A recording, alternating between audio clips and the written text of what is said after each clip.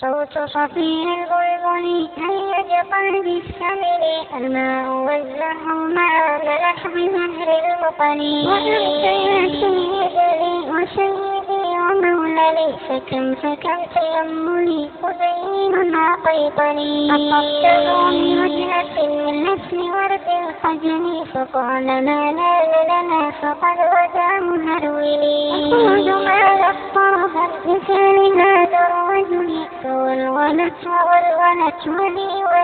ويل لي، فقلت لا تولي وبين اللون ألي، قالت له حيلك لا يهض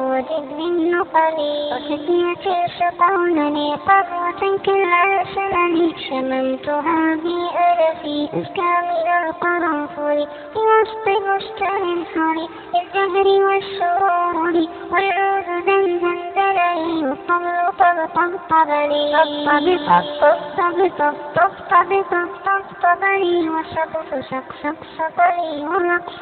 طابئني، شوى وشاهش على ورقص فرجني، وغرد القمر يصيح مال لي، ولم تراني راكبا على حمار أسهل، يمشي على ثلاثة كمشية العوانجل، والناس ترجم جملي والسوق بالقلقلني، والكل كحفي ومن حويلني، لكن مشيت هاربا من خشية الأقنطل، إلى لقاء ملك معظم مبجل، يأمرني بقلة حمراء كالزمزمل، فجروا فيها ماشيا وضربيا للدين، أنا الأديب المعين من حي أرض الموصلين،